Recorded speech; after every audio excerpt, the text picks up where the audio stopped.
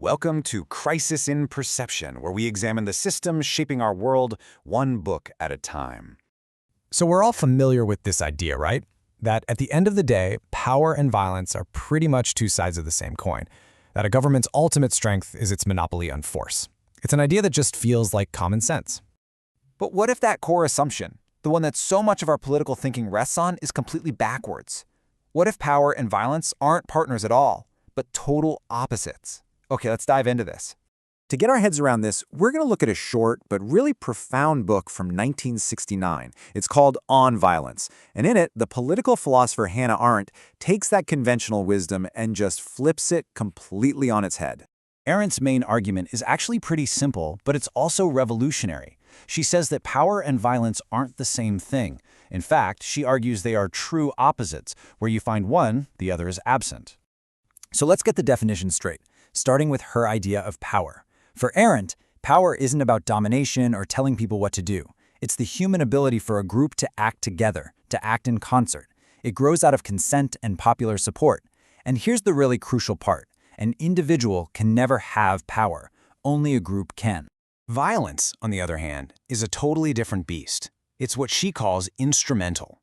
It always needs tools, implements, to get anything done, whether that's a baton, a gun, or something much bigger. It's all about multiplying individual strength to force somebody to do something against their will.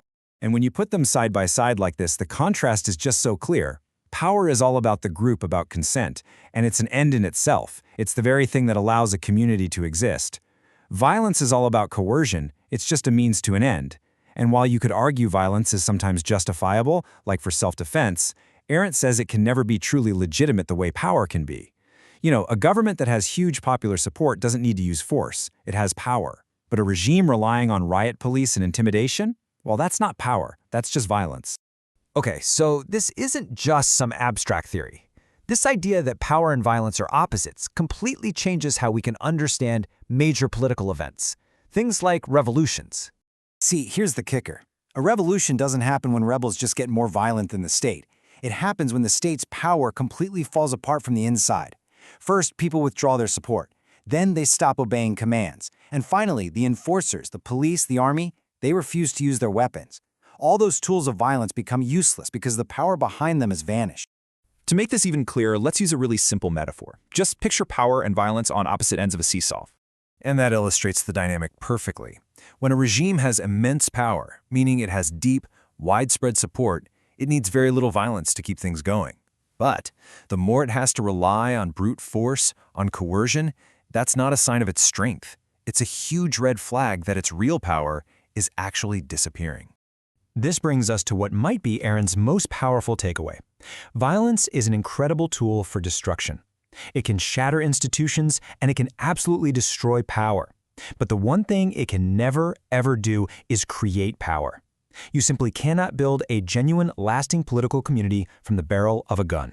And this whole idea leaves us with a really critical question for today. Arendt gives us a new way to read the headlines. When we see a state or any institution turning more and more to violence, she asks us to see it not as an assertion of strength, but as a sign of desperation, a sign that its fundamental power is slipping away. And that makes you wonder, where does real power actually lie in our world? For the full long-form deep dive into this book and its ideas, follow the link in the description. If you enjoy these explainers, please subscribe and comment with books or topics you'd like us to explore next.